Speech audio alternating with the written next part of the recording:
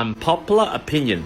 Building a granny flat at the back of your house is actually a dumb investment choice. Let me digress. There are some positives, but overall, the negative, the cons versus the pros is actually more worse. According to the Australian, the construction of a granny flat has skyrocketed from 4,729 granny flats in 2016 to 21,000 in 2021, and the stats are increasing, because that's more than a 400% increase. Now guys, before you jump on this bandwagon of building a granny flat behind your house, you gotta think, well, yes, it's popular, but should you do it too? Well, against this popular trend, I would say no, but let's list the 5 reasons why someone would out of their mind do it. Now, in terms of the pros, in this table I've got here the granny flat pros and cons.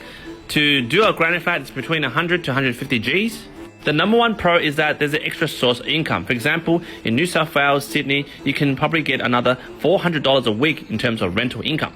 Number 3, you may increase value of the property, and I've highlighted over here may, which I'll talk about in the cons section.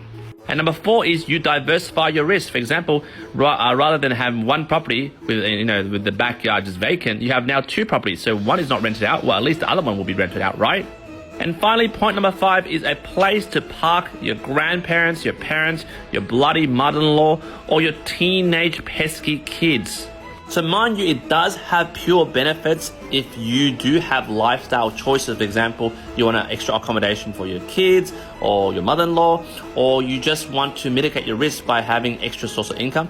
That is fine, but is it a good use of your $100,000 to $150,000 input into this place? Which leads me to the cons. So the first cons is, well, yes, it costs 100 to 150K on average, but I've seen costs blow out in terms of doing these granny flats. Cons number 2 is not all councils allow. It depends on your block size, and I've seen a lot of people do dodgy, illegal granny flats, which then affect the future resellability of their home. So don't do that, guys. Cons number 3, contrary to popular opinion, you're overcapitalizing your property. For example, you're spending 100 to 150K on that extra granny flat behind your house, but when you do a valuation with the bank, maybe it only adds maybe 70 to 80K of extra valuation towards your property. So therefore, you're overcapitalizing.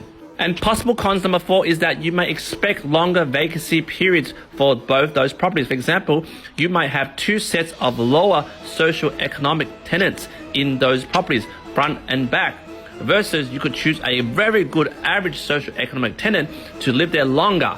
I've seen this happen. You have a person in the granny flat at the back for like 12 months lease, but then the person who wants to lease the main house will not like it because there's privacy issues. Therefore, it restricts the number of people you can rent the place to, and then you're left with the leftovers. Lastly, con number 5 is you cannot divide the property that you have right now into 2 titles if you have a bloody granny flat sitting at the back, which therefore reduces the resellability of the property due to a granny flat being stuck there, which reduces demand.